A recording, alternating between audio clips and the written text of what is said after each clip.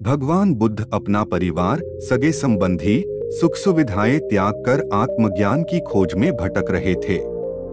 उनके मस्तिष्क में विचारों की आंधियां आती, प्रश्न उमड़ते और वे उनका समाधान प्राप्त करने प्रयत्नशील रहते।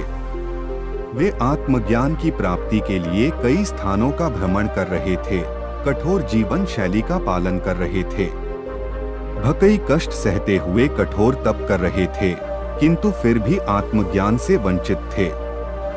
एक दिन एक वृक्ष के तले आसन जमाए वे गहन विचारों में लीन थे।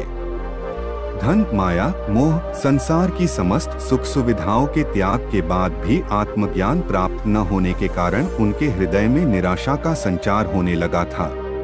निराशवश वे सोचने लगे कि प्रयासों में मैंने कोई कमी न की, इस पर भी मुझे सफलता प्राप्त न हुई।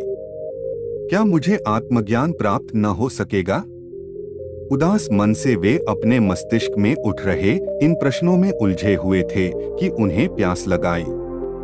वे अपने आसन से उठे और पानी पीने सरोवर की ओर चल पड़े। वहां उन्होंने देखा कि एक छोटी सी गिलहरी मुंह में फल दबाए सरोवर के किनारे आई। अचानक उसके मुंह से फल छिटककर सरोवर में गिर गया। फल सरोवर की गहराई में समाने लगा। गिलहरी तुरंत सरोवर में कूद पड़ी और उसके जल से अपने शरीर को भिगोकर बाहर आ गई। बाहर आकर उसने अपने शरीर से पानी झड़ाया और फिर सरोवर में कूद गई। ये क्रम उसने जारी रखा। वो सरोवर में कूदती और खुद को भिगोकर बाहर आ जाती। उसके बाद शरीर से पानी झड़ाकर फिर सरोवर में कूद जाती। बुद्ध बड़े ध्यान से उसकी गतिविधियों को देख रहे थे और इससे अनभिज्ञ गिलहरी अपने कार्य में जुटी हुई थी। बुद्ध सोचने लगे कि इस छोटी सी गिलहरी के लिए सरोवर खाली कर अपने मुंह से गिरा फल प्राप्त करना असंभव है। इस पर भी ये बिना हिम्मत हारे पूरी आशा और लगन से अपना लक्ष्य प्राप्त करने में जुटी हुई हैं। एक छोटी सी गिलहरी जब निराश हुए बिना अपना लक्ष्य प्राप्त करने की दिशा में प्रयास कर सकती है, तो मनुष्य होकर मैं क्यों नहीं? मैं क्यों निराशा के भंवर में डूब रहा हूँ? नहीं, मुझे निराशा त्याग कर पुनः आत्मज्ञान प्राप्ति की दिशा में प्रयासरत हो जाना चाहिए।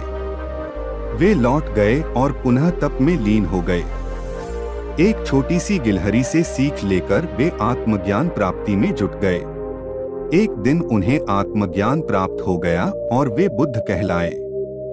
कहानी से हमें ये सीख मिलती है, दोस्तों, लक्ष्य कितना ही कठिन क्यों न हो, लक्ष्य प्राप्ति के मार्ग में कितनी ही बाधाएं क्यों न आ जाएं, आप खुद को निराशा के भंवर में फंसा हुआ क्यों न पाएं, हिम्मत हारे बिना अनवरत प्रयास करते रहे।